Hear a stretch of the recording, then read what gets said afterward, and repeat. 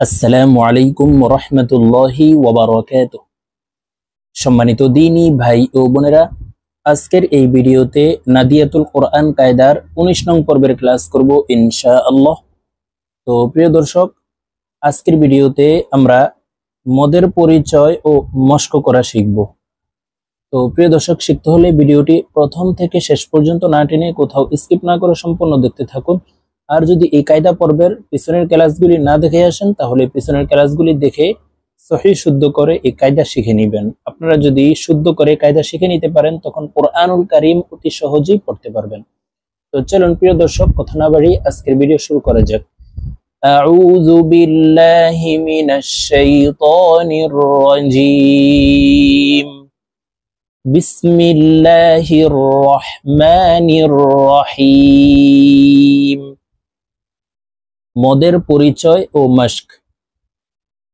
প্রথমে আমরা জেনে নেই মদ অর্থ টানিয়া পড়া বা দীর্ঘ স্বরে পড়া। হরকতের উচ্চারণ টানিয়া পড়াকে মদ বলে। মদের হরফ তিনটি: আলিফ, ওয়াও, ইয়া। এক আলিফ মদ তিন প্রকার: মদ্দে তবাই, মদ্দে বদল, মদ্দে লীন। তো আমরা প্রথমেই শিখব মদ্দে তবাই।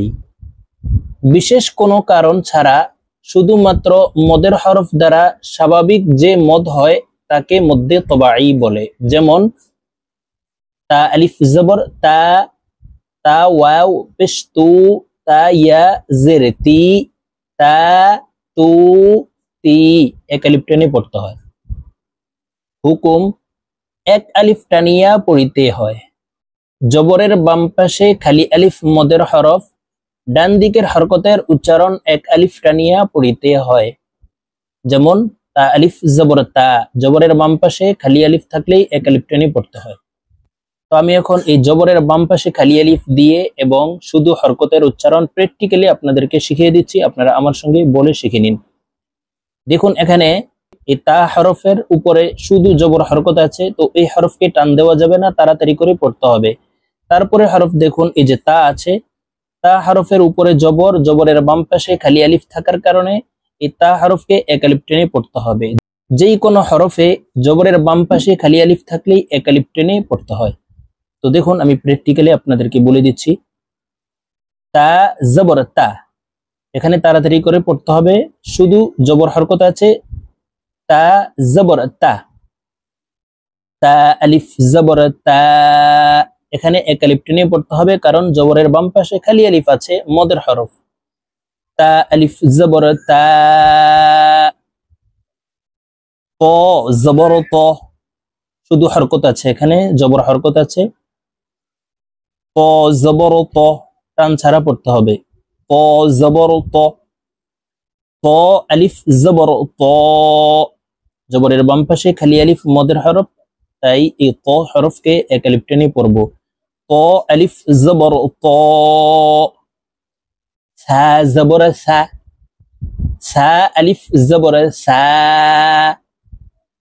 সিন জবর সা, সিন আলিফ জবর সা। صاد জবর স, صاد আলিফ জবর স। শিন জবর শা, শিন আলিফ জবর শা। হা জবর হা, হা আলিফ জবর হা। হা জবর হা, এই হা হালকের মধ্যখান থেকে উচ্চারণ হবে। হা জবর হা, হা আলিফ জবর হা। প্রিয় দর্শক, এখন আমরা জবরের বাম পাশে খালি আলিফ যোগে আপনাদেরকে শব্দ গঠন করে শিখিয়ে দিচ্ছি, আপনারা আমার সঙ্গে বলে শিখে নিন। কফ আলিফ জবর ক, লাম জবর লা, ক্বালা, ক্বালা। গইন আলিফ জবর গ, সিন জের সি, গাসি। কফ দুই জের কিন, গাসিকিন, غاسقين. حازر حي، سين ألف زبر سا، حيسا. با দুই পেশ বুন, حساب. হিসাবুন। কাফ জের কি, র আলিফ জবর র, কি র, মিম দুই জের মিন, কি র মিন, কি র মিন, মিম আলিফ জবর মা, লাম জের লি, মালি। কাফ জের কি, মালিকি, মালিকি, লাম জবর লা, কাফ আলিফ জবর কা, লাকা, নুন জবর না, লাকানা, লাকানা। জেরের বাম পাশে জজমালা ইয়া মদের হরফ, ডান দিকের হরকতের উচ্চারণ এক আলিফ টানিয়া পড়িতে হয়। যেমন তা ইয়া জের তি, এই যে এখানে জেরের বাম পাশে জজমালা ইয়া আছে, তাই এই তাকে এক আলিফ টেনে পড়তে হবে। এরকম ভাবে যে কোনো হরফ দিয়ে জেরের বাম পাশে জজমালা ইয়া থাকলে আমরা এক আলিফ টেনে পড়ব। এই মতকে মধ্যে তবাই বলা হয়। আর যেখানে শুধু জের দেখবো, হরফের নিচে শুধু জের হরকত দেখবো, সেখানে টান ছাড়া পড়তে হবে। যেরকম এখানে দেখুন, এই যে জিম জের জি, জিমের নিচে শুধু জের হরকত আছে। আর যখন দেখব জেরের বাম পাশে জজমালা ইয়া, তখনই আমরা ওই হরফকে এক আলিফ টেনে পড়ব। জিম জের জি, জিম ইয়া জের জি, জা জের জি, জা ইয়া জের জি, জাল জের জি, জাল ইয়া জের জি, জ জের জি, জ ইয়া জের জি, দাল জের দি, দাল ইয়া জের দি,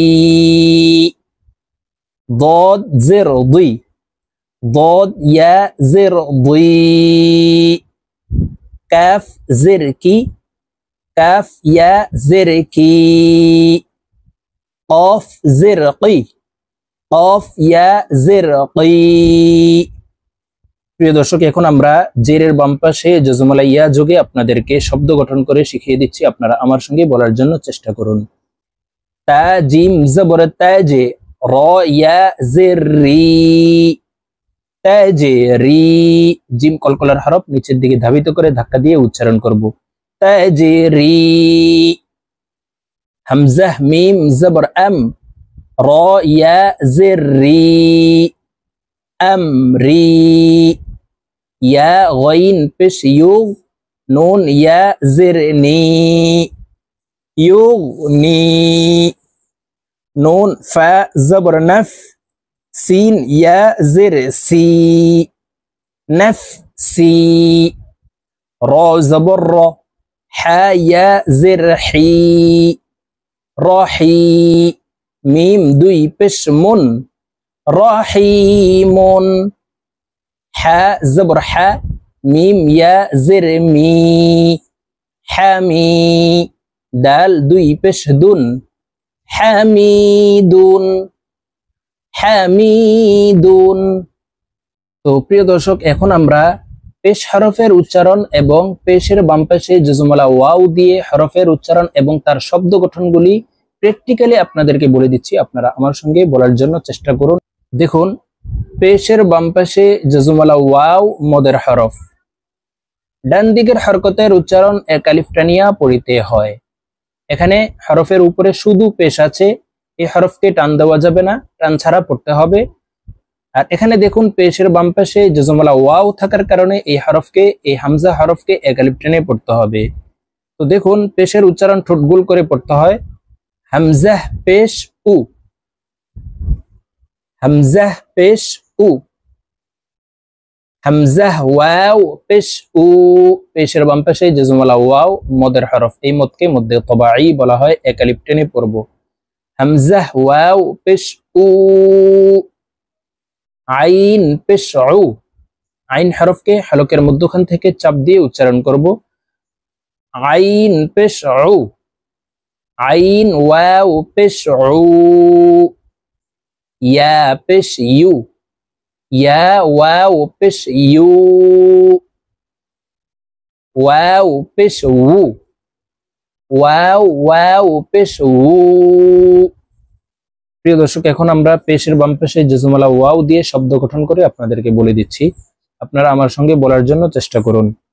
হামজাহ জবর আ, আইন ওয়াও পেশ উ, আউ, জাল পেশ জু, আউযু, আউযু, জিম ওয়াও পেশ জু, আইন দুই জের আইন, জুইন, জুইন, ইয়া ওয়াও পেশ ইউ, লাম দাল জবর লাদে, ইউলাদে, ইউলাদে, র জবর র, সিন ওয়াও পেশ সু, রসু, লাম দুই পেশ লুন, রসুলুন, রসুলুন, গইন জবর গ, ফা ওয়াও পেশ ফু, গফু, র দুই পেশ রুন, গফুরুন,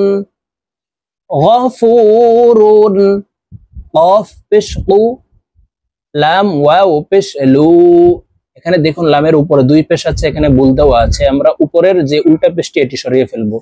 লাম ওয়াও পেশ লু, কুলু, বা দুই পেশ বুন, কুলুবুন, কুলুবুন। তো প্রিয় দর্শক, আমরা এইভাবে জবরের বাম পাশে খালি আলিফ, পেশের বাম পাশে জজমওয়ালা ওয়াও এবং জেরের বাম পাশে জজমওয়ালা ইয়া দিয়ে হরফের উচ্চারণ সহি শুদ্ধ করে এবং শুধু জবর জের পেশ দিয়ে হরফের পার্থক্য সহি শুদ্ধ করে আজকের এই ভিডিও থেকে আপনারা শুদ্ধ করে শিখে নেবেন। তো আজকের মতো আমার ভিডিও এই পর্যন্ত। ইনশাআল্লাহ আবার সামনে নাদিয়াতুল কোরআন কায়দার 20 নং পর্বের ক্লাসে আপনাদের সঙ্গে সাক্ষাৎ হবে। ভালো থাকবেন, সুস্থ থাকবেন। আল্লাহ হাফেজ। আসসালামু আলাইকুম ওয়া রাহমাতুল্লাহি ওয়া বারাকাতুহু।